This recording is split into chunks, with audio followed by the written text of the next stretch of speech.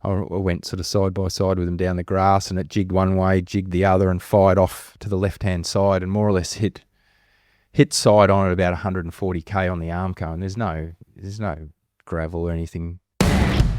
Hey there, it's Aaron Noonan. Great to have you with me on this episode. It is the V8 Sleuth Podcast, powered by Parramatta Toyota, Sydney's Toyota dealer with a passion for performance and motorsport.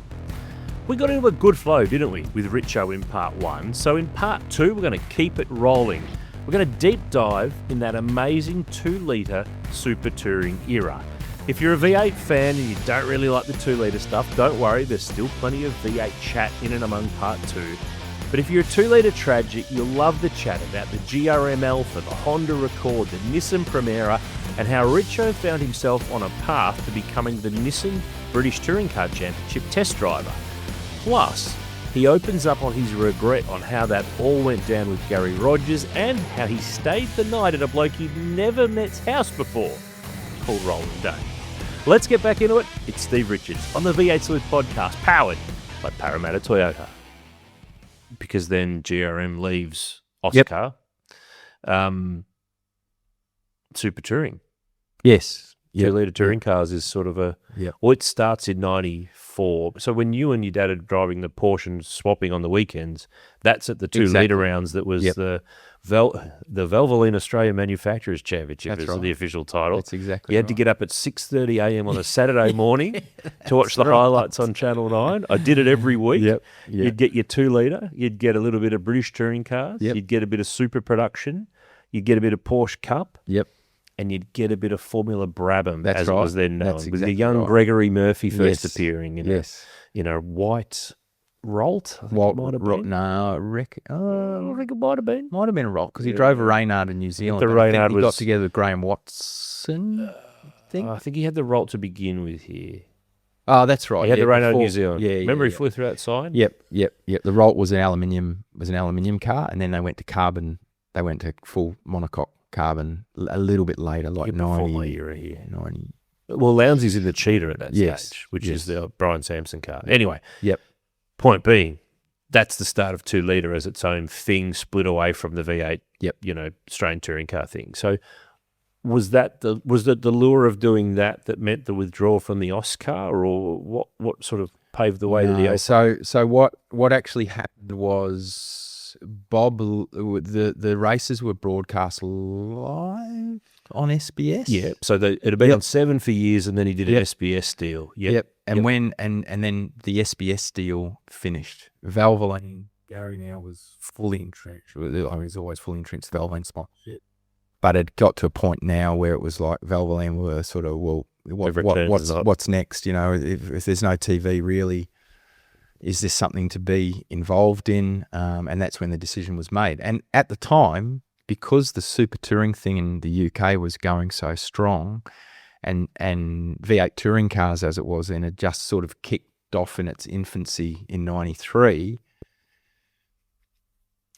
we didn't quite really know where we were heading. I think Garry had been had got some interest with Peter Adderton and Terry Morris and those guys around what the future of super touring was like, and I think it was a better cost. It was a better entry level cost into the series, because you could just go and buy the car.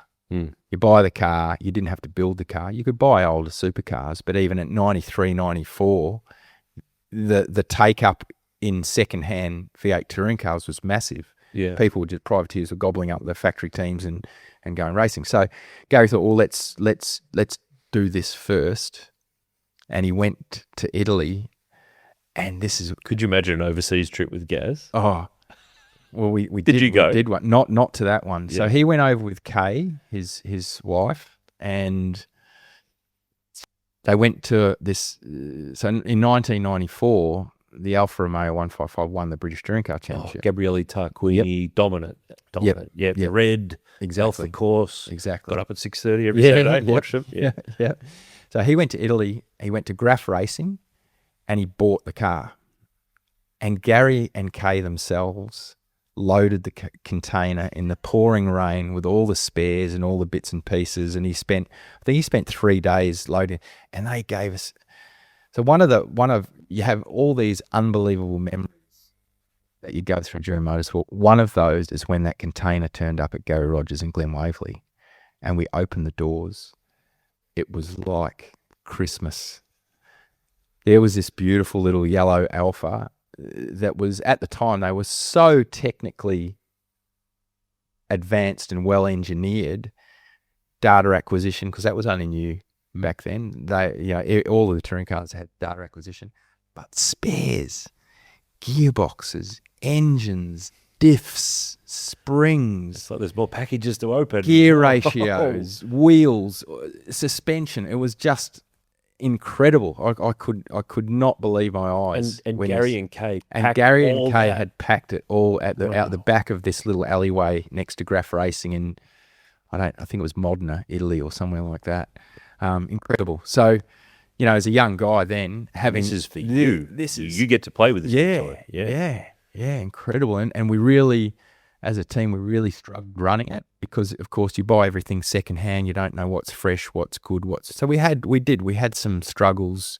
We didn't have the management software, Magneti Morelli, which is all Italian, and there came in Italian. GRM who could speak Italian? No, that's right. So we sort of battled along, but what actually happened was we started to go to these events and actually started to go half right, and we weren't allowed to run the aerodynamics that they ran. Because the big thing with that Alfa was the previous year where they turned up with it at a British touring car and with this massive rear wing off the back, and everyone went, bugger off, you can't do that. That's not in the rules. But they went, no, I'm not going to do an Italian accent here. But they basically went, no, that's part of the standard car. It's in the package of the car. You just got to put it on. That's exactly right. So that's how, and that's why the wings all started forming on what became Super Tourers in '95. They started calling. That's right. But see, we weren't allowed to run. We had to run.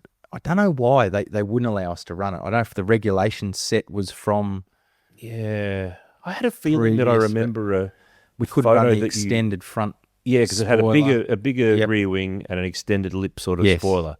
But I have a weird feeling of seeing photos of the car in that spec. Did you run it? Because the Gold Coast, you missed the first few rounds. That's right. Waiting for it to turn up. Gold Coast non-champ was the first time you ran the car, in March or April, which was just after the first round, which had been at Philippine, which was tragic because Greg Hansford had his crash at Mondeo. But it was a non-champ Gold Coast event that I think you debuted in. And I've got a weird feeling, I haven't looked it up before we chatted, that I had a weird feeling you used that package once. Yeah, okay. Maybe because it was non-champ. Yeah, maybe. I can't remember. Anyway. Yep. But I have a vivid memory of at Simmons Plains, which was the only 2-litre round that it hosted for many years there. Yep. And we dug out this video so Super Touring Sleuth is a Facebook page out there. If you haven't followed it, get on board with it. That's where we're putting all the old 2-litre stuff that we come across in our time. We've got so much more stuff and just not enough time to do it. But there's a great clip, and I totally forgot this till I dug it out. I was at Tassie at the Supercar round this year, and one of the guys, Dave Weimer, Walkinshaw engine guy for many years. Wimsey had said to Murph, "Hey, Murph, apart from a supercar, would you ever race anything at Tassie?" And he went, nah, never. And then I was in the pit lane talking with Murph and Carl Foe, and then this chat comes up, and I'm like, "You drove the Audi here, you goon." He goes, "Did I?" So I pulled out this clip, and here's you and him we were battling. Racing in the Alfa and the Audi. Yep. But the Audi was the 80, the first Audi that they brought, four-wheel drive, out of the hairpin, yet he's like 3-4 car lengths in front on the way out, but by halfway through the sweep, he's past him. Yeah, it was a quick little car. Was the Alfa really good or the Audi No, the 80 definitely suffered through the drivetrain power loss. Right. They absolutely. Whereas the A4 Quattro was so I don't know what they did, but the four-wheel drive system was a lot less restrictive, and it was quite good. It still had a bit of a deficit in a straight line, but it was a lot better car. Yeah. But yeah, they were great times. Great. And we I think pretty sure I qualified on pole. I qualified on pole there, and here we were in front of the BMWs and the Audis, and it was factory cars, the Volvo wagon, like you're a privateer. You're getting nothing from Alfa. No. There's no support. No. You're on your own. There's me, Shirl, Mike, I think Brett Smith, he was there. couple of guys from the dealership, like we were, and here's this thing where we're just scratching our heads trying to keep the wheels on it, let alone racing against these other guys. It's cool little, because it's always overshadowed by the 5-litre / V8 supercar stuff, but factory Audis, which that was the first year of them with Brad and Murph, factory BMWs with Paul Morris and Jeff Brabham, who had won Le Mans and IMSA championships and all that. Volvo are in with the wagon to begin with, and they got the saloon later on. It's a pretty strong core of privateer, independence. Absolutely. There was the Hyundai bubbling around. Remember that? Jim actually drove one of those at one point very briefly. A few converted Group A cars, the Steve Ellerys, Charlie O'Brien BMWs, Phil Ward with the Merc, the old DTM car. Some converted cool Sierras. Cool stuff there. It was. People probably forget a lot of that now. It's 31 years ago. I know. Like it's insane. But you could run your own little thing. Yeah, you could. And the beauty of it was you could go and buy a car with everything coming out of the UK, and you could go and race it with a good spares package and a good spare. Even by today's standards, those cars to drive are just unbelievable. They're unbelievably good cars to drive. Would I mean, you've done a little bit of driving in 2-litre cars in historic stuff too, but if you there's a few guys that I found that either love driving the old cars or avoid them because they're like, I don't want to change my memory of it. Because it was good then, but it might not be as good now. So if I drive it down, it's not good. It's not good. It's not so good. No, those were, and they still are. And even if you ask, Murph and I do a fair bit of stuff together in New Zealand, and Paul Radisich, and they are still as good today as they were back then. So the Alfa gave way to the Honda. So there was a Honda Accord that was a 95 spec. Factory car that came out.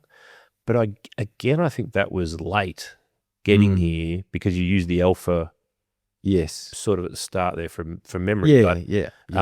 So was this at the point where I think Toka, we sort of replicated with TCR many years later where the organising body sort of funded a few cars and bought a few cars. Was that the case with the Honda at that point, or maybe the Nissan after that? I'll be honest with you. I was never involved in those conversations, so I don't. I don't actually know. I think the Nissan, in hindsight now, I think the Honda was, but it may have been. Yeah, but I didn't know that at the time. I thought Garry had gone and bought it. But see, the Honda and the Nissan. So the Honda, Garry and I went to the UK, and we actually Did you have to pack the container as well? No, they packed the container. But we went over and did the deal, and again, did you have it in mind? Why did you go Honda? Why didn't you go something else? Or did you have a look? Because the Honda was really competitive the year before. In '95, I think Dave Leslie finished second in the Touring Car Championship, second or third. So they were a really competitive car, but they were also quite a simple car. There wasn't too much. You didn't need much. We were better off than the Alfa because the stuff that was required was all. At least it was written in English. But it was a good car. The Honda was a very, very good car, and it really ran on, other than the big accident at Lakeside, it ran on the smell of an oily rag. So we had one engine the whole year. We had we had the ability to tune it, and we were really starting to, and Mike Excel was really starting to get the handle on all the electronics, and we were going out to John Shepherd's dyno, and we were able to run things properly and do things a bit better. We'd established a bit better professionalism, but that car was really good. But the trip over, the experience over to the, one of my favourite memories I had with Garry is when we were going over to get the Honda. We stopped off in Singapore for like a 12-hour stop or 24-hour stopover, and Garry and I were walking the back streets. And we walked past this like a rotunda sort of shop, and in the window, it was packed. There's like a little cafe restaurant thing. It was packed, all open up in the Indian part of Singapore, and we went in there. There were three things you could get: duck, all hanging in the window, rice, and big Carlsberg beers that were liter bottles. So Garry and I, we thought, this looks all right, must be all right. We'll park here for the afternoon waiting for the flight. And anyway, we stumbled out of there after three big 8% Carlsberg beers, and the food was incredible. It's 2 or 3 bowls of this duck and rice. And, almost not every time, but a lot of the times that Gary and I would get together, he'd go, Stevie, remember that time we went to get the Honda? Remember that time at that place and there was just duck, they were just cutting the ducks up with big meat cleavers, and we had that. He said that was just one of the best things we did. real Gary-esque memories. It's the journey, not the location or the destination. That's the bit that's exactly right. Exactly. You mentioned just before about that crash at Lakeside. I mean, that was Lakeside is wild. I'm not a racer, but I was lucky enough to go for a hot lap there one day. And I don't think I've been more scared. And I was with a very good driver and a very good car. And I couldn't help but look at the walls and think, oh my God, this is wild. So this is 96. Yep. You and Morris, and then touch. You get spat off the road hard at, what's it called? Run towards the bridge there, where there'd been that massive crash years ago with the fire. That's right. Becky and Seaton and all those guys. 89, I think. Yep. 89, correct. There you go. Do you want to drop? Slip on, need you? But you end up like, is that the biggest crash in your career? It'd be by a long one. Do you remember any of it? Yeah. No. So came out of what was it? Southern Loop, I think they used to call it. The sort of the right hand end of the straight, turn one, big right hander. And Paul dropped a wheel off on the left, and that gave me a run up the right. And I probably think back now, and I think it was probably a bit young and silly. I'd got up on the outside, and he did run me wide. He did run me off the road. But being a bit stupid, and probably angry for that happening, I just stayed up it on the grass, and I went sort of side by side with him down the grass, and it jigged one way, jigged the other, and fired off to the left hand side, and more or less hit side on at about 140k on the arm cone. There's no gravel or anything on there that straight time. But me being young and stupid as it was happening, I remember going, this is going to hurt. And I that was the first car we had that had head side the wraparound seat. That was the first car. Do you go in driver's side? Yeah, driver's side. Spun around. Yeah. Yep. And it's probably the worst thing to do, but I pulled myself away from the pillar just to gave me a better run up to smack my head against the seat. Good theory. Yeah. And I was I was knocked out, even though the vision shows me getting out. It shows me sitting on the stretcher. This is a classic. I used to have my cap, my Valvoline hat, used to tuck it under my leg so when I get out of the car, I could just put my hat. When you get interviewed or you're on a podium okay. That's pro. There you go. And I'd done that even though I can't remember it. Oh, you got the cap out? I got the cap out, put the cap on, but they had to cut my helmet off because I was knocked out for quite a while before I got out of the car. In the car, yeah. Yep. And I got on the stretcher, and again, it was the Super Touring events, Super Production, GT Production, whatever it was racing. So Dad was there, and he happened to be standing on the top of the hill on the other side of the track. So he'd raced over, seen the accident happen, raced over the bridge. He was sort of there on the scene kind of thing to get me out of the car with the medicos. And then they obviously knew I was pretty whacked because taken in the ambulance to the hospital. Now I came to halfway between the track and the hospital, and laying in the ambulance, and I was in the back and said, I could hear Gary. Gary was in the front of the ambulance. I said, Gary, is that you? He goes, yeah, Stevie, yep. Yeah, you always used to call me Stevie, yep. And I went, I've had an accident, haven't I? And he goes, yep. Yeah. How's the car? Oh, don't worry about the car. Car's all right.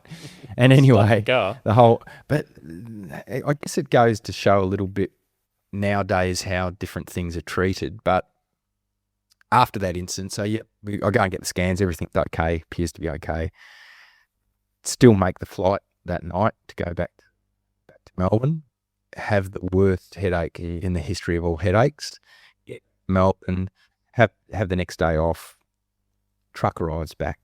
I think I'm back at work I'm going to say that day off. Go back to work, and of course I'm working in the workshop. Pull the car apart because we're now working out how we're going to fix it. It's quite badly damaged. We're going to send it to the TAFE college. Did that. It all got fixed up 5 or 6 weeks later, it comes back, and I've got to put it back together. I couldn't remember how to put it back together. I couldn't remember where I'd put the parts to the car that I'd taken off on that Tuesday. I couldn't for the life of me. I had headaches for like 2 weeks after. So is it like a delayed extra concussion that the memory got frazzled? But I just couldn't remember how to what went where, how we, I'd pulled most of it apart. But there was only like 2 days after the accident, But just the way we treat things, that sort of stuff now is completely different. It's a whole other world. It's a whole other. But that was the worst one. That was the biggest one. Yeah, and it's for those who might not have seen it. I think we've run it over time on Super Touring Sleuth. If you don't follow it, go and have a squiz. But it's because the car stops in like that. Yeah, there's no run up to it. There's no energy dissipating, spinning down the road. She's And it's Lee Diffie. That's right. That's right. It's a very young Lee Diffie doing the 2-litre back in the day. Yep, the legend himself. Yeah, he has gone on and done quite well for himself, hasn't he? Has Stiffy. Yeah. So the other part with the Honda that people probably forget, they probably remember that more because it's a spectacular incident and all that stuff. You were the only independent driver to beat the factory cars in a race of Super Touring, and it came in that Honda. Yeah. At Winton, whereas 94, the BMWs won everything. Yes. Yeah. 95 was a mixture of Audi and BMW. 96, apart from your win, was Audi and BMW. Yep. And then the history rolled on into 97, and it was Audi, BMW. And it took until your old boy won in the S40 in 98 for something other than a BMW or Audi. Yeah, to win a race I didn't know that. Touring series. Yeah, wow. So to win it as an independent, or privateer or whatever they call it at the time, up against factory cars, and then probably the 96 season is probably the peak of the 2-litre. It probably would be in Australia. 2 or 3 Diet Coke BMWs, the 2 factory Audis, Brock in the Volvo, the Peugeots, yourself, McLean. Yep. The quality and the level is probably the highest it got to of the competitiveness, and you win. And it came the first race after the big accident. So because the Alfa had to get rolled out for that's right. It was an Amaroo round to just fill the gap. Yep. And then that's a pretty good way to make it. Well, you must have remembered where all the bits were to put it all back right. together, all right? That's right. But that's an achievement and a win that doesn't really, no, in your career, there's a lot of wins, but I reckon that's one of the more impressive ones. It was. And at the time, we very much, as a little team, we very much recognised what we'd done. We hadn't fallen across because the blokes had broken down, being a front-wheel drive car against rear-wheel drive BMWs and all-wheel drive Audis. The starts were never as good as them. So we were always coming from a position back. Before we had to pass cars to get the result. And the other thing, and I think this helped a bit later on, because of the budget, we had good relationship with Yokohama. We were the only team that used to run a Yokohama tyre, which Europe, they wouldn't go near the Yokohamas. A couple of teams tried it. The Nissans of Keith Adua had tried the Yokohamas in the British Touring Car Championship, but they just weren't competitive. In Japan, they were competitive for whatever reason, because they were probably on factory open tyres that they were running, stick tyres. But that was the other thing that was impressive. We were the only team. I think Audi were on the Dunlops. BMW were on Michelin's. Sometimes... BMs had been Yokos, but I think they started to push towards Michelin that year. Yep. From memory. Yep, that's right. That's right. So for lots of reasons, it was and I remember at the time, it was massive. It was massive for our team, and it was massive for us as privateers to get the result. It was really, really cool. And the other part in that 96 is it's not just the 2-litre car, because you're going 5-litre V8s at the time. That's right. So Gary was mad. I don't know. He just must have gone, stuff it, it'll be fine. Yep. So in 96, so you're out of the Oscar by this stage. That's all done. We get a Honda. So there's 8 rounds of 2 litres. Yep. Plus non-champ at the Grand Prix, where you got a double because the V8's there as well. Yep, that's right. There's double on the Gold Coast, which I think that was an Alfa. That was in the period when the Honda was being repaired. Yes. So there's double there as well. Yep. You got 10 rounds of Australian touring cars in the V8, plus Sandown, plus Bathurst. Yep. Is it one little team of how many people doing? I think at this point we'd grown to 6 full-timers, I'm pretty sure. Too. Yep, where there were 6 of us in the team. Was that driven by Valvoline to do the V8 thing? Yeah, again, you think of those exciting points of your life. That was one of them when the decision was made that, hey, we're going to do V8 touring cars as well. Because again, at that point, it was like, right. I think looking back now, the other side, the super touring side, was sort of supported by Toka Australia in terms of the cost for things, and the V8 touring cars was gathering momentums. Bigger grids were just getting bigger and bigger and bigger. And Valvoline were all for it. It was like, okay, we need to do something here. So, yeah, we bought a Gibson Motorsport car. Now you'll be able to tell me what car. When are you going to do this? Well, the thing that springs in my mind is it was a car you were familiar with. That's right. Yeah. Which gatewayed me to your Bathurst debut in '95. Yep. Winfield, Gibsons, the lay-downers Olofsson. Yes. So you'd won the Formula Ford race in the wet in '94 at Bathurst on the Sunday morning? Yep. Was that your first time racing at Bathurst? No, I'd driven Mike Borland's car. The only event we did in a state in '91, that Formula Ford, was in Mike Borland's car at Bathurst in the support race. Yeah. Right. So you haven't done much at Bathurst? No. So we talk about now, drivers having to do miles and getting experience and driving other cars there. So you just go Formula Ford, bang, V8 touring car, supercar of its day. It wasn't called that at the time. Yep. Don't do the Sandown 500. No. The team only ran one car there. So how does that come to be? Obviously, your dad's driving. He's been with Fred for a long time by that stage.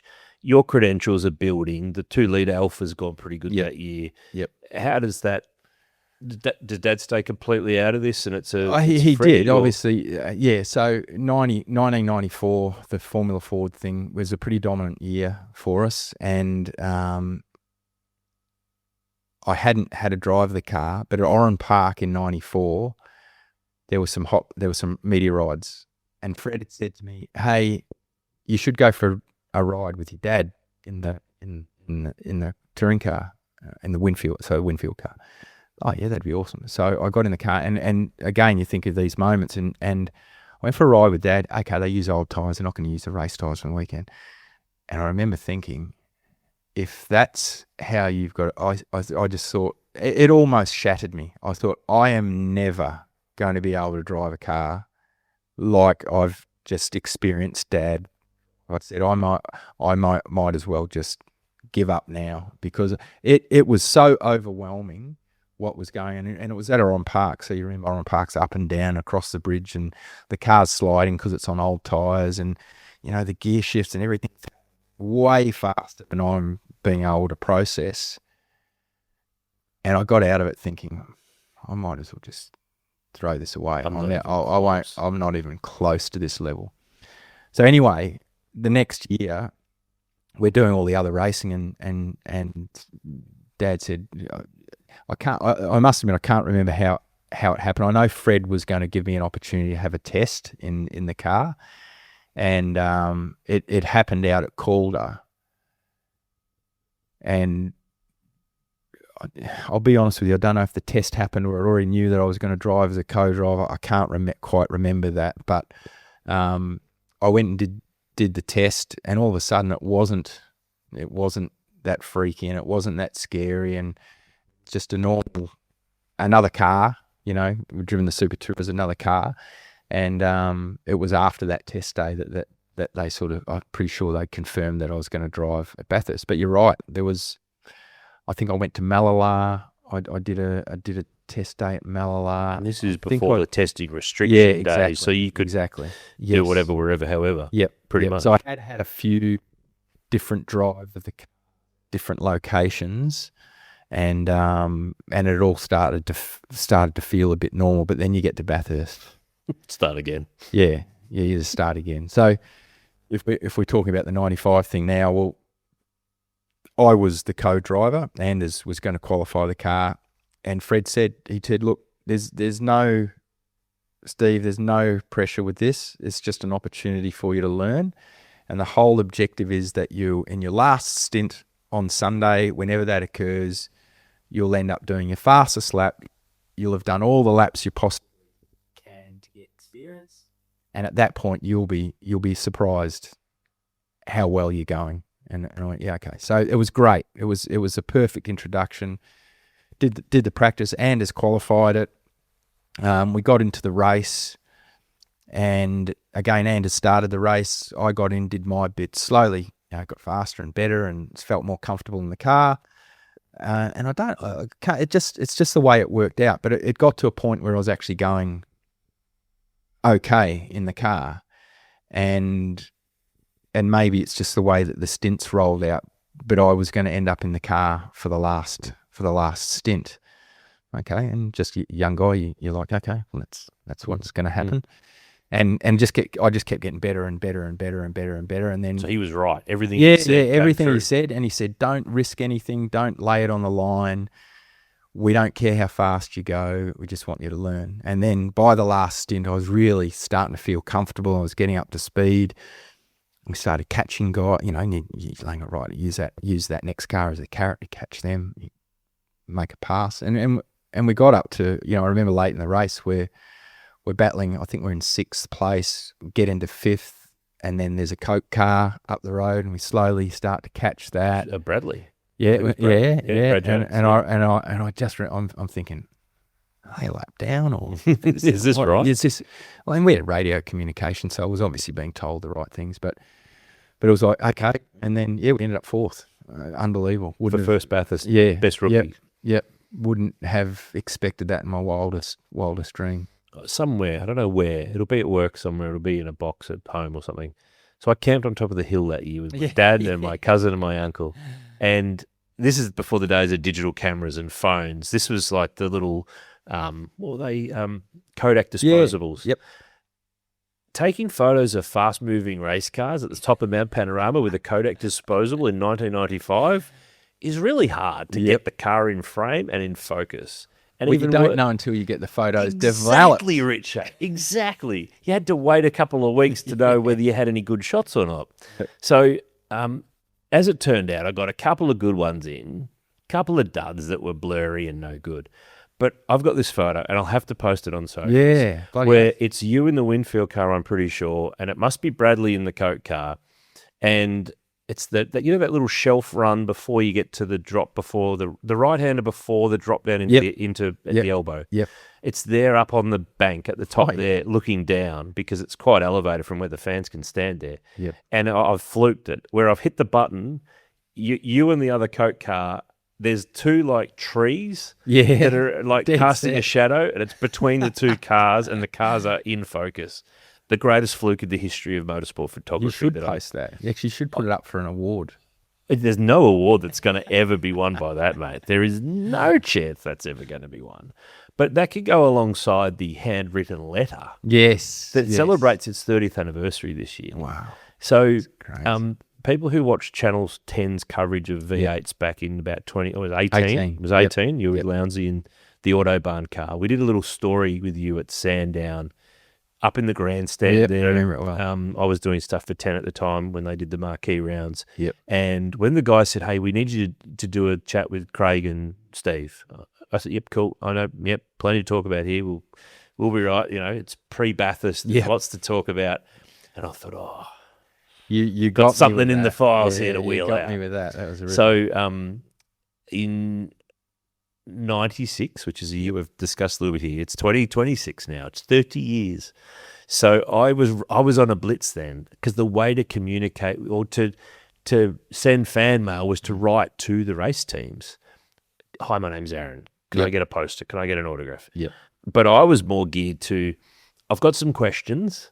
Could you answer these questions, and I'll make an article in my Car Club magazine. Yep. And Stevie Johnson got a letter. Yourself, Scafey, Crompton, all these blokes. And everyone wrote back. But you took it to another level. A three-page, I've still got it, handwritten letter on GRN Velveteen letterhead. Yep. Answered every question, not just one line or one word. It was full. I made the best story out of that ever.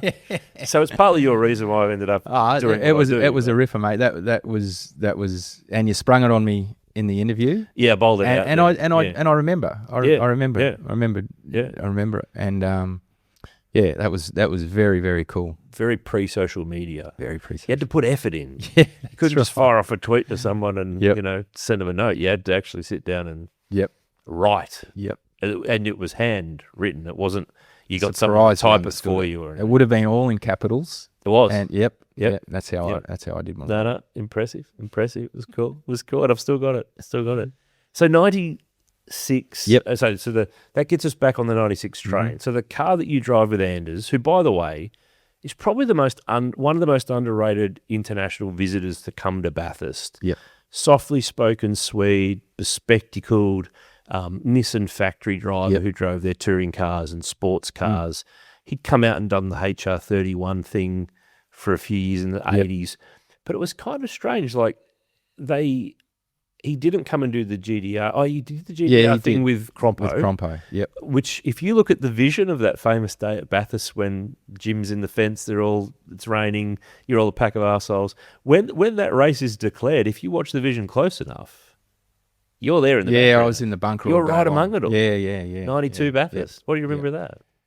Well, lots of things. I mean, just the event itself. But one of the vivid memories is when Denny passed away. Yeah. So when Denny quite often when he'd come to Australia, he'd come and stay with us with his daughter Adele, and his partner Sandy, and so Dad had I'm not sure when that connection happened. It probably happened through some racing that Dad was doing in New Zealand. Well, remember that Denny did run at Bathurst with the JPS BMW that's team right. in the 80s. That's exactly right. Days. That's exactly right. Yeah. That's where it. And so I think back to those times.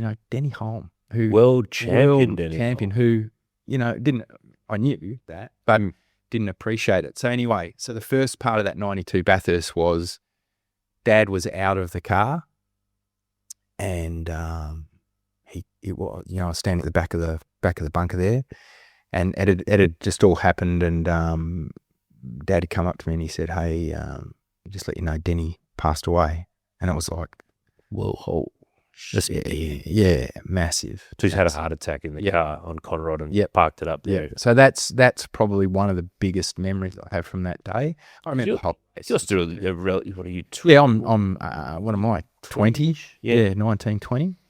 And then that whole chaos with the rain and it just come from nowhere and all of the stuff that happened and seeing the chaos in the bunker with what was going on, and then seeing on the radio Dad had crashed, and then the race gets stopped and he gets driven back in the pace car, and just how shattered he was. Does he think he's just cost him the race? Yeah. He's just like, he's on slicks on a wet wounded car.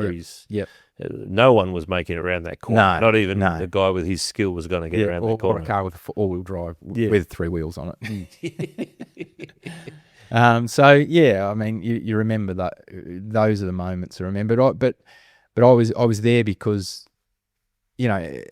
Fred, Scafey, Dad. It was like just come and soak it in. If ever anything might happen, what a place to be. But even the JPS days, I remember I wasn't in the back of the pier at that time, but I was always amongst it. I was always, you're part of it. I was over there. Yeah. I was always around Dad and going with him to wherever he's going to an appearance, or I think I even sat in on a driver's briefing once as a kid at Bathurst under the tower there in that big room out the back. So, yeah, I mean that was a pretty monumental moment, and a lot had gone on that day, and Dad has never really mentioned much of it, but if you add up all the things that happened, the disappointment of the crash, the fact that a mate of his had passed away, there's a lot going on that day. So it's probably... And it leads to what happened. Because it's out of character in its own isolation, but when you add up the other things, you go, okay, that starts to make a bit more sense. So I love how we get off track here, or we change tracks. Not that we're off track; they're all cool tracks. We're still back at 96 somewhere. We've got a way to go here, mate. Don't worry, it gets good. It's still good from here on in. So 96, the decision's made to go 5-litre racing with GRM in an ex-Gibson car because at Gibson they're downsizing. Yes. cigarettes go, your dad's not driving there anymore, they can only run a car for Mark. GRM grabs a car from them, which is the car that becomes your Valvoline car, which is the car you drove with Anders. Long way around, but I got back to it eventually. The giveaway, if you look at the old photos, is it's got the red interior. Yeah, that's still in it. It's just got the Valvoline 32. Couldn't get 34 at the time. Someone must have had 34. I think Claude Georgie in Western Australia had it. So you couldn't get Gary's 34, hence why it was 32 for that first season. So point being, massive year of motor racing, V8 program, 2-litre program. But the other part in all of this is people have clearly been watching over in the UK at what you've been doing in 2 litres here. How does the test? So you test with Vauxhall later in '96, but didn't you go over there earlier in the year? Maybe no. It was. How did that all come to be? It was after Bathurst, so it actually came from Alan Gow. Alan got in touch with me and he said, "Hey, Mike Nicholson, who was the GM, general manager of motorsport in the UK, he'd been talking. Alan Gow had been talking to Mike, and they thought that there was an opportunity there for me to go and have a test in the Super Tourer. Now, it's sort of all these moments little sliding door things that happen and paths that you cross. So James Kay had been competing in Australia in Super Touring, and I'd met James. Murph had driven that car. It was owned by Bruce Miles in New Zealand. Christchurch. Yep. And through that, I was doing the Porsche Cup thing when they were racing, and we were sort of involved at those Super Touring meetings. And I'd met James, believe it or not, when we were out afterwards having beers and things like that, having a laugh. So when this popped up, I'd rang James and said, "Hey, I've got this opportunity. I'm going to the UK. Could I get a car from you? Could I borrow a car while I was there?" Anyway, cut a long story short, got a car off Vauxhall, but James said, "Sure, mate, you stay with me while you're there." And the test was out at Pembrey in Wales. It was like a 4-hour drive from the UK out west. So anyway, in the meantime, I've found out that the team that were running the Vauxhall program in the UK, Ray Malik Limited, who I get a connection with. They come up again. Yeah, they come up again. Yep. They were actually in the final year of their contract, and to be the Vauxhall factory team, the British Touring Car Championship, and there was a new team in the mix. So by the time, literally I left Bathurst in '96 for the V8 round. Where you'd driven with Dad for the first time. Drove with Dad, with Garry Rogers, and I'd spun at the exit of the chase and backed the thing in the fence, and that was it, game over. I went from there to the airport in Sydney, jumped on a plane and went to the UK on the Monday. Anyway, so things had changed quite a bit. There's obviously a lot of things going on in the background, and Vauxhall had decided that they were changing teams. There was going to be this new team start up, and whatever would happen, I landed in the UK. This test was happening in Pembrey, and it was the first time. It was like a handover from Ray Malik to this new team. Anyway, it turns out this new team that's being established is 888 Race Engineering. Mm-hmm. 3 partners: Ian Harrison, who was ex-Williams Formula One, I think he worked in the touring car Williams program, which Williams were running. Derek Warwick and a fella called Roland Dane. Turns out, when I get off the plane and drive to find James Kay, who I'm going to stay the night with, I ring him up when I land, and he goes, "Oh, look, things have changed a bit. Oh, actually, having a bit of drama with my wife." Oh, no. Right, so you won't be able to stay with me. But my boss, I don't know this, but my boss he's actually going to the test. I went, "Oh, okay." And this is Park Lane. This is Park Lane. The business of the car. Of where James works. And I get there, and his boss is Roland Dane. So what happens in the course of that, he said, "I've spoken to Roland, he's going down there, you can stay with him tonight." So I jump in the car after getting to Park Lane, follow Roland home to his house through the little thickets. He's in his Rangy. Follow him, spend the night at the house, and I'm this quiet, shy. What am I? 96. I'm 23, 24, and Roland's got a pretty nice house, and I've hardly say two words to anyone. I meet Roland and Jess and Ali, Roland's daughters, who are eight years old. Jess, I think, was 8 years old. She actually remembers this quiet Australian boy that didn't say too much.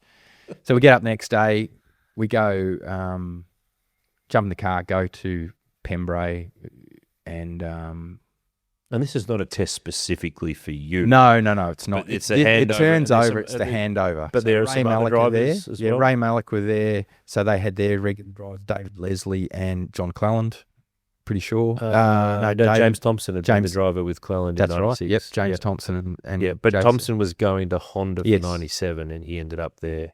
Yep. Because all those preparation businesses swapped and chopped between who ran whose cars, because it was you had MSD had been the Honda team. That's right. But James Kay had driven for Honda in the British Championship in 95, right. And you had a Honda in, I think your car was actually ex-James Kay. But it probably was. It probably was. So there's all these weird little links as a point to it that you look back on and go, wow, if you whiteboarded this, you're going to run out of text. I know. It's crazy. Yep. So I end up at Pembrey, and all of a sudden I'm starting to work out what's going on. I don't think I was ever really in contention for a drive because of this happened, and Derek Warwick had left Alfa. He was now a part owner in 888, and he was driving the car on the same day for the first time as well. And anyway, still though, unbelievable experience. And look, by all accounts, I did a pretty good job. It wasn't a case of not being fast enough. It was just a case of, the reality of an ex-Formula One driver in a known market where Vauxhall, the biggest manufacturer in the UK, there's a name there that can sell some of the product and knows all the tracks and can get a good result. So it was a reality. It's hard to that. Sort of. Yeah, you can't leapfrog that. That's exactly get right. But it's a good experience, and it's unbelievable. It sort of sets some seeds for later on, sort of down the line. Yeah. So the dual program keeps going here. So this is quite a happy home. This is all sort of the little team that can. Yep. Which is kind of a thing GRM's had for a long time. Yes. But 97 is dual program again, but a newer Gibson car than the other car, and another swapped this time to a Nissan Primera from the Honda. So why the Nissan now? Because we're jumping horses every time in 2 litre, but I guess you kind of got to, because if you're 1 year behind, you're just that's exactly right. Slow. You have to update. You have to update. There's a second lap difference between each year in terms of the pace of development of these cars and the amount of money that was being spent. Huge money. British touring car budgets were wild. Exactly. Wild. So Nissan were getting quite serious with their British Touring Car Championship program. They'd moved from Keith Adua's team. Keith had Janspeed, and Keith had been killed a couple of years earlier at Avis. 95. Yep. They hadn't spent, Nissan basically sort of pulled the plug from that because Nismo was Janspeed. They built up their program together. That sort of finished, but then Nissan were about to get back involved.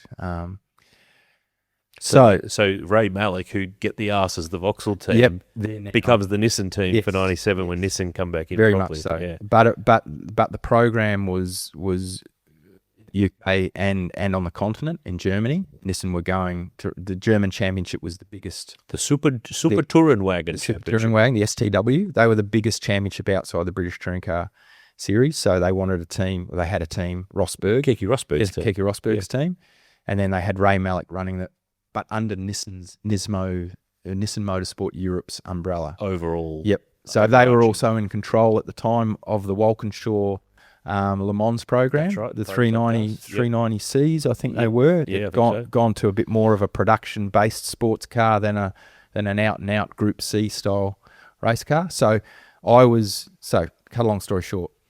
Do you go with Garry on another overseas trip here? No, Garry sent me on my own. Oh, he didn't even go. No, he didn't even go. So I went. I headed over at the start of. Did you go via Singapore to that place with the beers and the dough and the rice?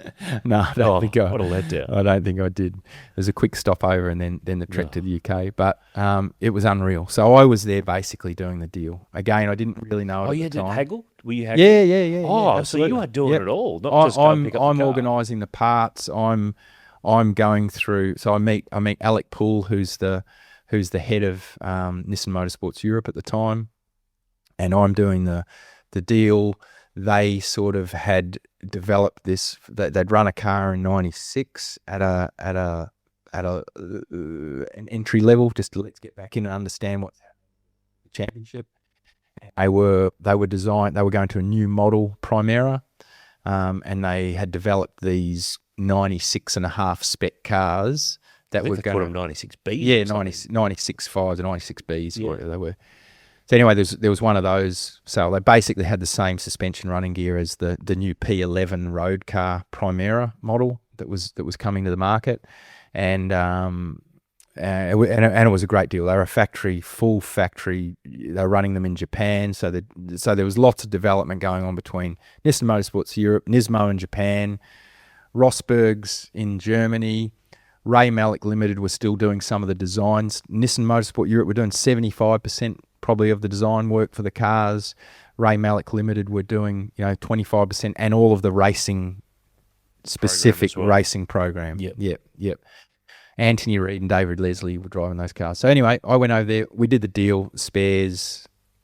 I met all the people, all the engineers. The best thing about that program, and this is what eventually helped me to do what I did in '98, was I got to know a couple of the engineers and the support that they gave Garry's team in '97. They flew engineers out. Phillip Island. Phillip Island for no cost. Really? No invoice required? No. Wow. And I'd the engineer that came out for that event was a guy called Chris Crawford. He stayed with me at our place in in wherever it was, and we went down to Phillip Island. But we actually we're a team running on Yokohama tyres that weren't getting used in Europe, and we were competitive against the factory cars, and that sent a reasonable message back to the UK with the engineers. So we continued on through the year with the engineers coming back every odd event. Then another guy called Riccardo De Villa, who was Emerson Fittipaldi's main man when Emerson came to Formula One in the 70s, designed the Copsucar Formula One car. Riccardo came over and stayed with us again, come to some racing. So I was starting to get some good contacts within Nissan Motorsports and Europe. You're starting to learn that this is all about people and relationships. And great that you can drive fast and you can talk nice on a microphone, but at its whole core, a career in motor racing is people-based. Yep, and of course the super touring thing was getting bigger and bigger, and we were all seeing it. You, me, the highlights packages. It was like, this is just big unbelievable. Big ticket. Yep, and as much as V8 touring cars at the time was huge, this to me was like eyes wide open stuff, and we were really getting exposed to factory racing through our own little Nissan program. It was really, really good. So anyway, what happened from there on the other side of things, that all went really well through. We didn't have probably as good a results as we had in '96 with the Honda. The competition had lifted, but it was good enough to send a bit of a message to the UK at that time for what we were doing as a little privateer team. They're clearly seeing it going, well, team and driver in Australia, pretty good. Yep. Pretty good. Yep. So the other thing there is that we haven't sort of covered off, and it's easy to gloss over it, but when all these things that we stop and go, wow, that's cool, we glossed it a bit because you're jumping on a plane to go to the UK, but in '96, your dad decides. Yes. He makes the decision to come and drive at GRM with you. Yep. Yes, but he had a drive at Gibson to co-drive with Mark, even though he didn't have a full-time drive. But he went, you know what? I'm going to come and do this. That's cool. It is. I mean, It wasn't like he was forced to. No. It wasn't like kicking and screaming or no one else rang him or whatever. He went, no. He ran Garry. He could have driven with any team. If it wasn't Gibson Motorsport, someone else he could have driven with anyone. But he went to Garry and he saw the opportunity to be able to help the team, you know, at a really, obviously, and help his son at a really important time of where the team were at, to try and give them an opportunity. And also, while he's never said it, and I understand it now, having Clay doing some driving, an opportunity to drive with Steve, because we'd raced against one another in the super touring stuff. Because he already had Cavalier, Vectra, or whatever you want to call it. And the Mondeo. Like, we had an unbelievable battle at Adelaide. Grand Prix. The Alfa, Adelaide Grand Prix, the last event, 95. And I thought I had him until the last Sorry to bring back the old words. Yeah. So, looking back now, I mean, to have Dad come and do that, because in reality, he could have driven with anyone. He could have added another Bathurst win to his driving for whoever. We were never going to win that race. Doesn't matter whether I had speared off and crashed or not. We weren't going to win the race in that car. But he wanted to come and be a part of that, you know, and that was unreal. It's cool. Yeah, very cool. Hey, but then that starts this. Okay, we're sidelining again, but that's what we're doing. Your era of the late 90s, early noughties at Bathurst is, and we'll deeper dive it, but it's unbelievable. Like, and I'll just the helicopter view of this. So, okay, you back it in 96. 97, there's 2 races now. So you do all the 2 litres and the V8s that are after that. So 97 2-litre, Matt Neal comes out. Yep. DNF, no result there. But V8 race, you and your dad second. Mm-hmm.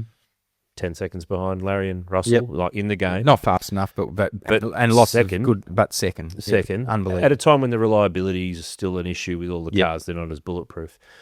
Next year, 2-litre race, and we'll deep dive that, but second, and listen with Matt. Win the V8 race a month later with Bridie.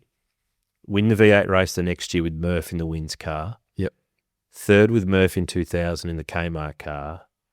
01's a little blip with Cito that could have been a result, but didn't quite late. Yep.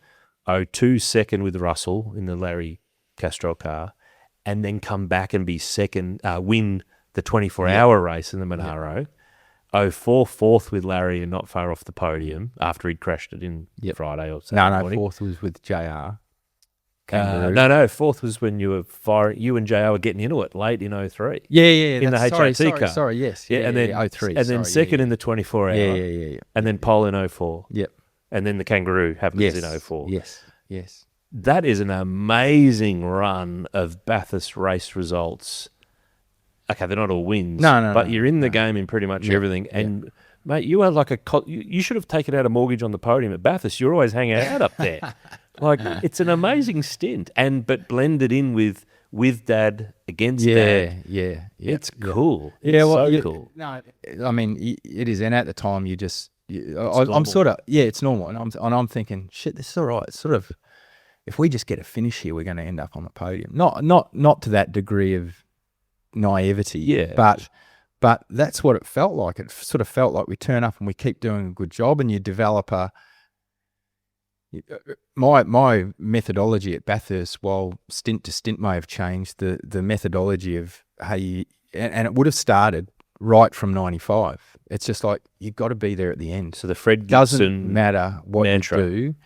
You do as much as you can to contribute in and out of the car, but you've just got to be there at the end. You've got to get to the end first and then see where you are. And as it turned out, that kind of, my own view of that just continued for the whole time I ever raced at Bathurst. And I've got to say that a lot of the time it worked absolutely perfectly. The result sheet would say that. Yeah. So, no, it was a great time. And you know, but hey, there was a fair old drought for a while. We haven't got to that bit yet. Yeah. But you're right. Like, as a young guy, you're not thinking about, you're not reflecting on that and going, wow, that was really good. Wow, that was. But it makes sense good. Because you try to do the next thing. You're in the moment. Yeah, you're in the moment. Correct. Yeah. So 97 is second at Bathurst is the real standout. But GRM is single car team still in the V8s. The 2-litre thing's still going. But 98 is no super touring, Yep. just V8s because it's two cars because Bugs arrives. Yep. But 98's a whole other, there's a whole pile of stuff in 98 to unpack. But how does the pathway and what we've talked about with the Nissan stuff and Malik and the British touring car stuff, how does that all end up with you leaving after a couple of rounds in 98? Like, what's the pathway to that all? Because someone leaving a team mid-year, not even mid-year, we didn't get mid-year, is really unique. But the opportunity that was provided was, well, that's hard to say. It's probably it's certainly not a regret of mine, and at the time it never was. It probably post that all happening, I think back on it now and I go, oh. At the time it was a young guy that was just hungry to do the next best thing, and the exposure that I'd had through Nissan got me to a point where I was in constant communication, because I really was the conduit in Australia between our Nissan Super Touring program and what was going on in the UK. I was ringing the engineers and I was asking for information, and I was saying, hey, they would say, hey, we've just developed this new thing on our 97 cars. It's a suspension upgrade. You should do it. I'd go to Garry, see what it cost. And, we'd get, and quite often they'd actually just send us stuff. We wouldn't even have to pay for it. Really? Right? Not all the time, but just little bits and pieces that were development stuff that they said, hey, this made a difference. And they were still coming out to the races and bringing this stuff out. So you're not just a driver here. Yeah, no, you're not absolutely. just bring your helmet on a weekend pro driver. You are embedded and ingrained in making shit happen in this team. Yep. So what happens in 97 with the British Touring Car Championship is it was probably was the most chaotic year in terms of incidents and accidents and drivers deliberately taking other drivers out to protect points in the championship and all this sort of stuff. And it was rough and tumble anyway. So Toka had decided that they were going to implement for the following year, literally, if this was going on, you could be excluded from events. Like parked up on the side. Parked up. Can't drive. Can't footy drive. suspended. Yep. Red card.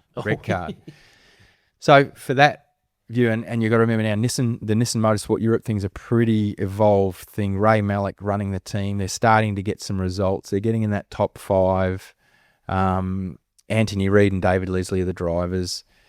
So Nissan hedge the events and go, right, we actually need a third driver, right? We need someone that if this happens and we're in championship contention, we need someone that can front up and drive the car, because plug them in, we've not be scrambling. Yeah, going, what are we going to do now? Yeah, which has happened. Exactly. When drivers have got ill and all stuff, no one sort of thought about that. So they had some test drivers in the UK. Obviously, they had Matt Neal, an independent, who was racing a Nissan over there. They had a guy called Chris Goodwin who was doing a lot of the grunt work, at the proving grounds and running things in aero testing and all that sort of stuff.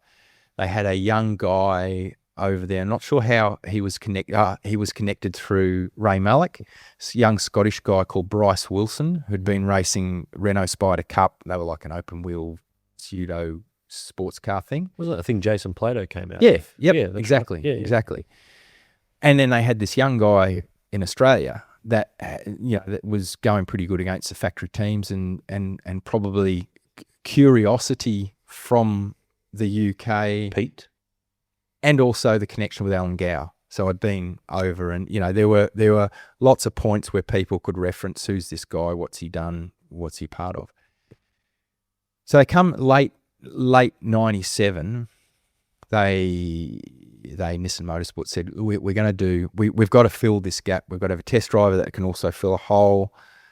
We're going to do a test for our 98 cars in Spain in February, I think. Albacete. Albacete. Yeah, at Albacete.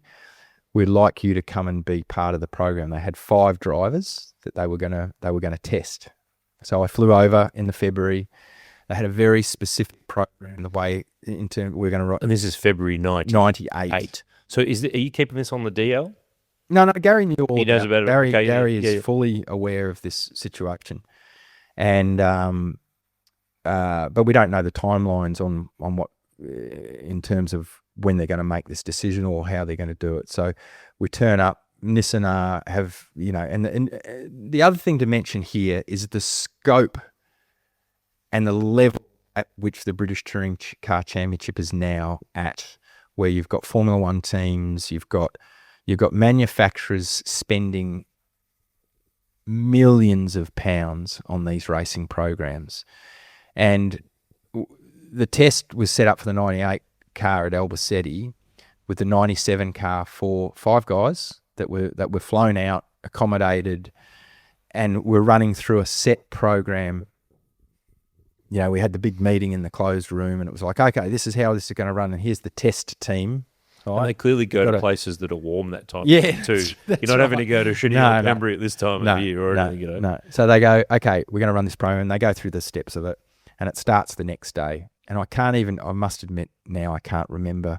I was one of the last ones to run, maybe the second last.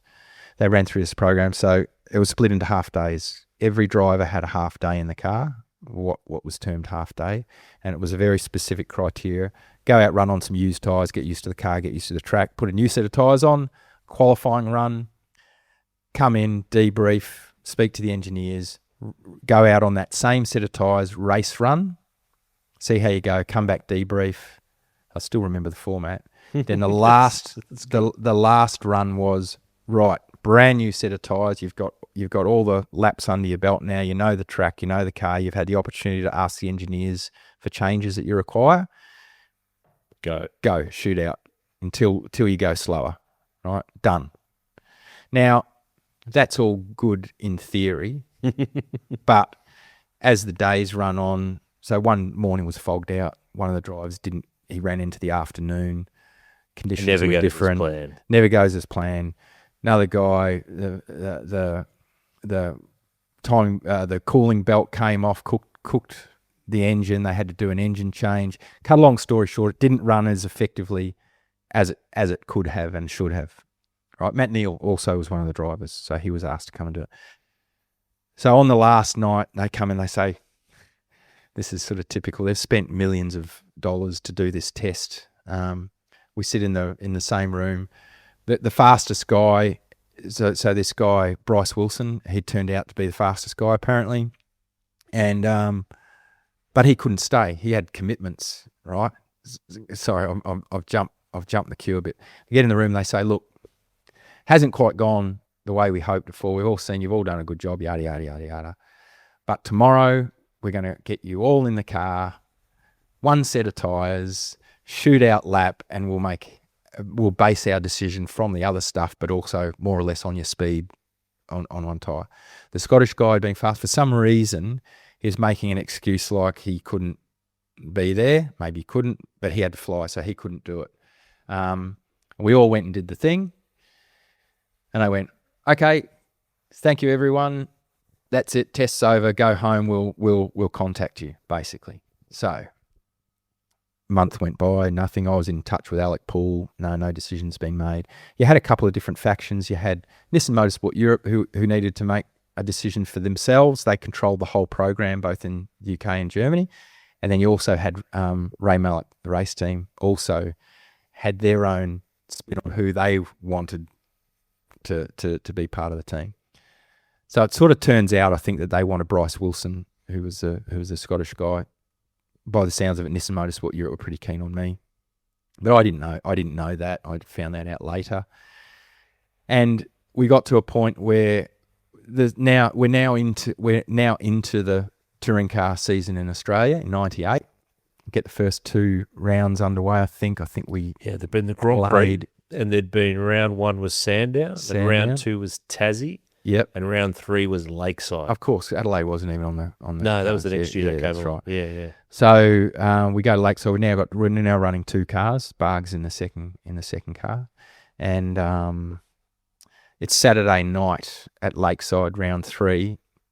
Phone rings at I'm in bed. It's 10:30 at night. The phone rings. Alec Poole.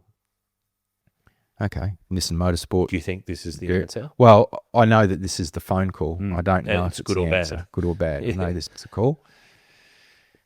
And hi Steve, yada yada yada.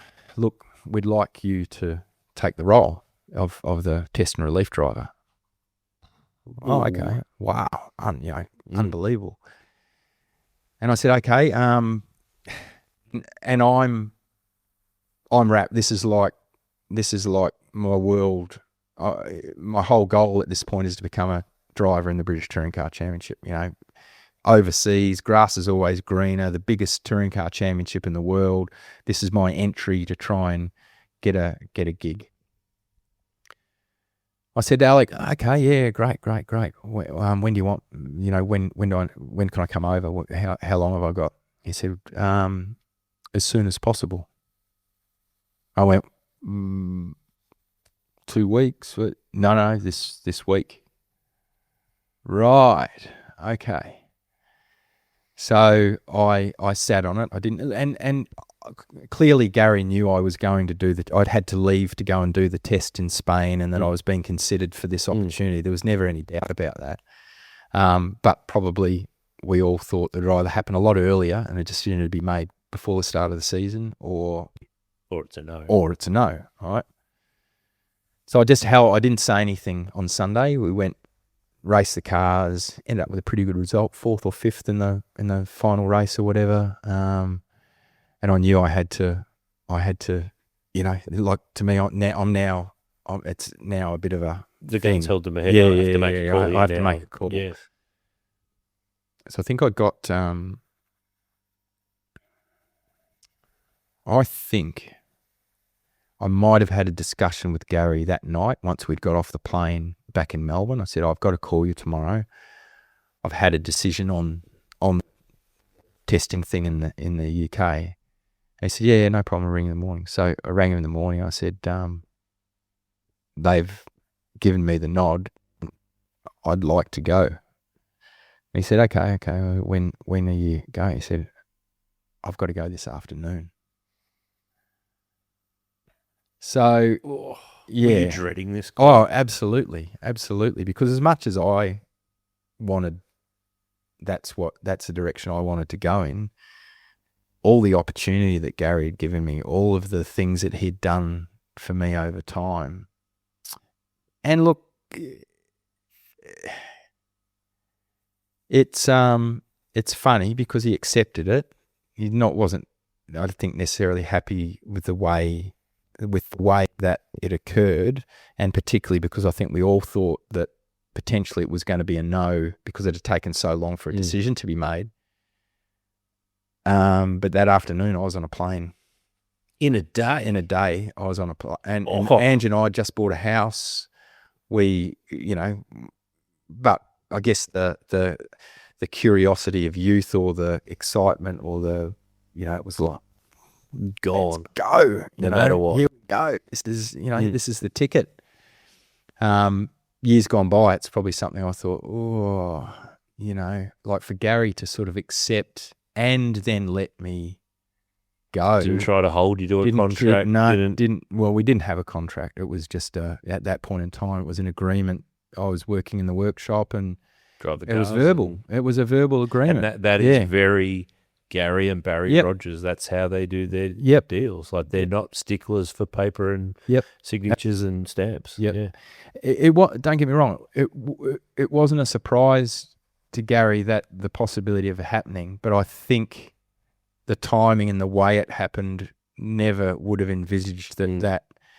And at the time, I was just this hungry. I just wanted to go. This was it. This was and I think you got up and left. A perfect for no guarantee of anything other than you're going to drive the car. You're going to drive the car, and the hope is that eventually you get considered for a drive, right?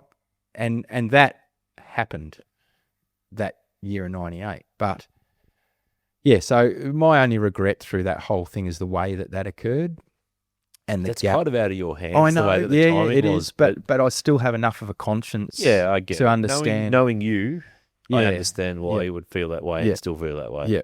Yeah. And it was a bit of a bug to bear, I think, when I came back from the UK with Garry, but then through the Holden connection, we kind of got reunited a bit with the 24-hour thing, and it all, there was nothing ever said about it, other than a letter that I got from Garry when I was in the UK. He sent me a letter, and I found it like when we were moving house here, I found it in an old filing cabinet, and it was a letter about, hey Stevie, sort of what happened, why, nothing nasty, nothing, just a reflective sort of thing. Yeah. So I have still got it somewhere, and I just found it completely by surprise. And that arrived when we were over in the UK. That got sent to me sort of mid-year, because at the same time that year I decided not to co-drive with them at Bathurst. I decided to go down my own path, find my own way with the V8 thing when I was in the UK. So that's what I was going to ask you. Was the deal that, okay, you're going to do this, but come back and co-drive the cars? Wasn't stated as that. Never had that conversation. It might have been assumed. And I remember being in our little UK and ringing Garry and saying, hey, because Dad was still driving for Garry Rogers. And I said, look, I want to do something different. I don't want to, I'm not going to be able to drive for you. Yeah. And that's sort of how I'd already started speaking to Stone Brothers, and that was bubbling along. And anyway, I think subconsciously thought it was a way for me to take what I thought was the next step into a team, an opportunity to go to a team that was winning races. That would, I wasn't thinking of going back to Australia other than for the co-driving stuff, but I think it was another door that opened. And I had so much respect for Ross and had a good relationship with them during the years that I was driving, talking to them about things. And I thought, Jason Bright, he's going really good. So that was probably my only regret for that whole thing, but it turned out great. Experience that you would not have got any other way. I still felt at that point that I was, I just moved out of home. I was with Ange. We just got engaged. It was a decision. I remember the decision to go with Stones was a little bit against Dad's decision. Dad sort of said, Gary's done so much for you, and everything he said was absolutely right. But I felt like I'd made the right decision with the Nissan thing to go overseas. Trust your gut. Trusted my gut for probably the first big decision that I'd made off the base of the things that I knew. And the Stone Brothers thing was the same thing. I just thought, these guys, they're going so good in the Australia. Sent the tape, still kept it. And I thought, it's just got something. There's something about this, Ross and Jimmy. There's the detail, and anyway, it was the right decision. But it was probably the first time in my life almost that I'd validated my own decision-making processes to do something different against probably, it sounds crazy. Why would you leave a full-time drive in Australia? Yeah. Why would you, there's plenty of those decisions where you go, why would you do that? Why would you do that? But it was all based off what I felt was not fluff, and it was real. It was a real decision made on facts. Why I made these decisions, and it validated a lot of things for me. But the only regret is the Garry stuff. The how was sort of the how. But just the timing of it works in such a way. There's probably no other real way to do it. And if you let that opportunity pass by, it doesn't come back around. No, that's a bus that doesn't come back. So So was there ever? So you go over as the test driver because there's official TOCA tests. Yep. You're there in case one of them gets benched, sick, injured, whatever. Was there ever a real chance? So if you look back on it off the basis that you made the decision for the purpose of trying to get into a British touring car drive, to put the harsh lens on it, do you go, in all reality, you're not from the UK, you don't have dollars, you don't have, you're thought of well by this manufacturing team, everything, and that's all nice. Yep. But what's the real possibility that you're going to shoulder out Anthony Reid, David Leslie, Laurent Aiello comes for the next year with Ludo? Yep. Is that a pipe dream? And I'm putting the really harsh lens on it to go, as great as it is for all the experience and the exposure and the contacts and the opportunity, and we'll talk about Bathurst as well. Yep. the chance to actually get a British touring car drive, which was the aim of doing it, was perhaps I'm not perhaps fanciful. Yeah, you're right. To a degree, you're right. But the deal was for 2 years. Right. So my deal with Nissan was a 2-year deal to the end of '99, right? And there was an opportunity. So what happened in '98 was, and look, the way it panned out was exactly right, the way Nissan should have played it, and they did play it. But so what happened in '98? I'd go to all the Toka test days in the third car. It was like on the Friday. Yeah, Friday. Yep. On the Friday, you'd get like 4 hours of So you got your practice. own car. I've got my own car with my own engineer, who's a great friend to this day, who's actually running the Nielsen Racing LMP2 team at Le Mans this weekend. Ron Hartfeld, he's one of my best mates, and he was the engineer for the test car. We had our own team, and then the other thing to say also was, because when I was over there, the only role I had was to drive the car. I was employed by Nissan Motorsport Europe, not Ray Malek, and in some ways there was resistance from Ray because he didn't. This is what I always felt. He never got his driver in as the test relief driver. It was Nissan Motorsport, and there was always a bit of, You're sort of not his guy. you're not his guy, right? And I don't think that ever changed, but he warmed to, I think, this person I am, sort of saw that I was pretty genuine, and because I'd come from the background of working on cars, when I would make sure that at 8:30 in the morning at Nissan Motorsport Europe, I'd be there. Was this in Didcot? Yeah. Yeah. Exactly. In Coventry. I didn't have to go there. I didn't have a role to go there.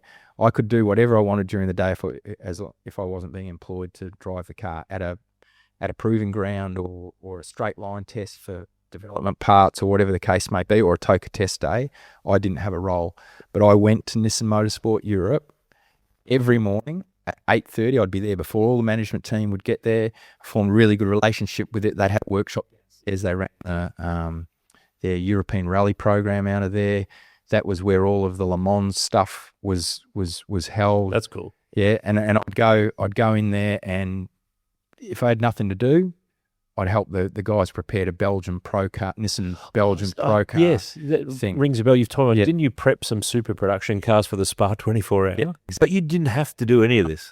Just going because I just wanted to be there. I didn't want to be forgotten, and I wanted them to know I was prepared to do anything. Yeah, I was going to go in there. If they got me one time, right, I rocked in there in the morning. Alec Poole goes, "Hey, Rosberg's need some engine, a spare engine and a damper at Hockenheim this weekend." Oh yeah, okay. He goes, "Can you take it down for me?" Now at this point in time, we're talking in an era where you're using atlases, right, and maps. There's no GPS. There's no phones. GPSs. So, I'm driving to Hockenheim. I know the countries in Europe, but I sort of don't actually know how they're linked up through Europe, you know. Where you got to go by to get by it. Got to go.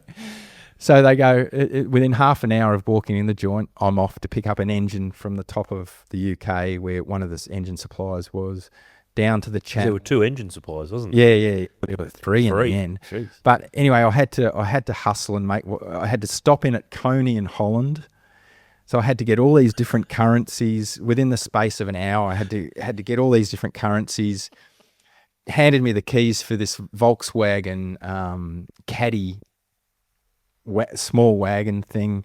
Driving on the wrong side of the road as this young guy. Like I had no idea. Anyway, it all worked. I got to like Coney. I got to the gates of Coney at 3 a.m. Slept in the back of the caddy on top of the engine box with my jacket over the top of me.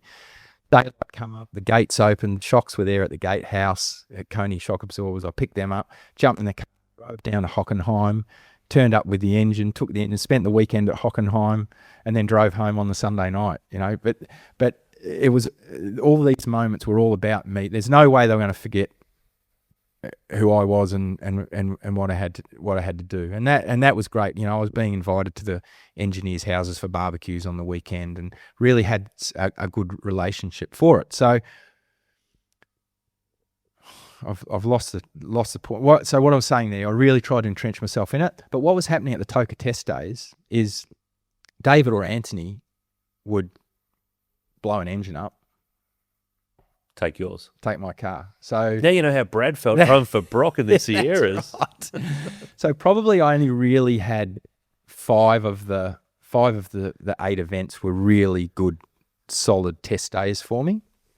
And it was through that process, I think Alec Poole recognised that. And so the Australian 1,000K Super Tour races coming up, Alan Gow's trying to get some of the British Touring Car Championships teams to get on board with it, and it was a bit slow getting organised. Anyway, I came in one morning and Al Poole goes, right, we're going to Bathurst.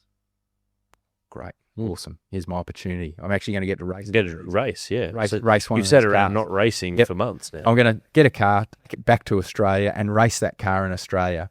Around the same time, Anthony Reid, who was on so Nissan's BTCC program was 97, 98, 99 contracted, right? Now, at the end of 99, they had to win the championship to guarantee the funding for whatever happened after 99, or it probably wasn't going to go ahead. And with all the money that was being spent and some of the manufacturers were pulling out, you never knew what was quite going to happen. So anyway, Alex said, I want you to put together the program to go to Bathurst, right? Put together your ideal team using all of our resources that we've got, including Matt Neal's team. Team Dynamic are going to run it, but you choose the engineer. We're going to prep the test car here at Nissan Motorsports Europe, which I was involved in. Me and a guy called Chris Bailey, who I'm still in touch with, who worked for Nissan Motorsports Europe. We prepped that car after the season finished. I towed the car down to Heathrow with all the spares and a trailer to Heathrow, met Bill Gibson at the airport, and Pete Gibson. I turned up there with my big Mercedes Sprinter van full of the spare parts, which totaled 2 pallets and a car and a trailer. Dropped off next to Vauxhall, who were just offloading their 13 pallets of gear, 2 cars, all of the equipment, plus TWR with the Volvos, who Dad was racing for with Rickard Rydell.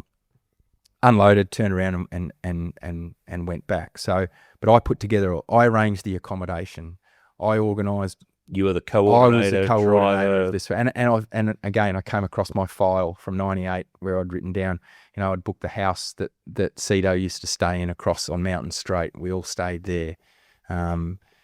Cars from Nissan. I'd organised cars from Nissan for everyone. So I really felt like I had a lot of ownership for that program. Now, what had happened was, so this is where the opportunity presented itself for a full-time drive. Anthony Reid David Leslie was contracted 3-year drive. Anthony Reid coming in, he'd been doing a lot of racing in Japan in touring cars and open wheelers. He was on like a 2-year contract with an option of the 3rd year. Now it's sort of shot. This is because in '98, Anthony ended up being he was the form guy of the 2, yeah. The 2. Yeah. Now, all of a sudden, it's come out and it's totally kazump Nissan. He signed for Ford. Oh, yeah, which is Pro Driver going to run the Mondeo. He'd signed for Ford off the back of, now I don't know what had been going on in the background, but cut a long story short, he became a Ford driver. So suddenly, when you know that the guy's leaving, they're not that thrilled to be behind the guy that's going to leave. Yep. And I went to Alec's office and I said, hey, Alec, am I... He said, absolutely. It's nothing's off the table here. You're our relief driver. You're in consideration for sure. So the Bathurst thing for me was like, right, this is my chance. This is my chance to show what I can do, because I really hadn't had, other than wet at Silverstone at one of the test days where at the end of the day, I think I was 6th or 7th on a wet, because I never got the good tyres. I never got I was running different compounds, or I was testing it. Yeah, guinea pig, and rightly so. I didn't expect that it was any different. But the only time I really got to shine was in the wet at Silverstone, and I think I ended up 6th at the end of the day. And again, I wasn't on the same tyres. Conditions change and all that sort of stuff. But so I thought, right, Bathurst, this is my opportunity. We went over there, and the race, the history of what happened in the race. I thought, right, I can't do any more than I've done, right? If this is going to happen. So when I got back and it all settled down, I went to But you've done everything but win the race. Yeah. With it, it looked like a factory car. Yep. It looked similar to the British Championship cars. Yep. It's team dynamic. It's you coordinating. Yes. Plucking a few people out to make this thing happen. Yep. Up against TWR, Triple Eight, and what the Volvo wins by a second and 2 seconds. You guys are together all day. Yep. And it was a great race. Dad and I raced against one another. The other little quick thing there is that I think it's an understated race in Bathurst history because it's a 2-litre one, not a V8. Yeah. But I love the story around that you start the Nissan and Jim starts the Volvo. Yep. There was kind of a deal. There was. David Rose, the longtime commentator from Tasmania, who worked with Barry Oliver for so many years, who, obviously navigated your old boy at Targa for many years too. There was kind of this thing that, he brokered the deal, I think, between the teams. Where I can't remember which team he went to, but it was basically, hey, look, if I can get the Nissan team to start Steve, TWR, will you start Jim in the Volvo? And both teams agreed. Yeah, that's absolutely. Cool. That is it was. So It was cool. really good. And they could have just said, "No, get it doesn't fit our strategy." That's right, exactly. It's very cool. Very cool. Sleuthers, I have good news and I have bad news. The bad news, let's get it out of the way. That's the end of part 2. The good news is we had so much to chat about with Steve Richards that there is a part 3. I'll catch you there with the V8 Sleuth Podcast, powered by Parramatta Toyota.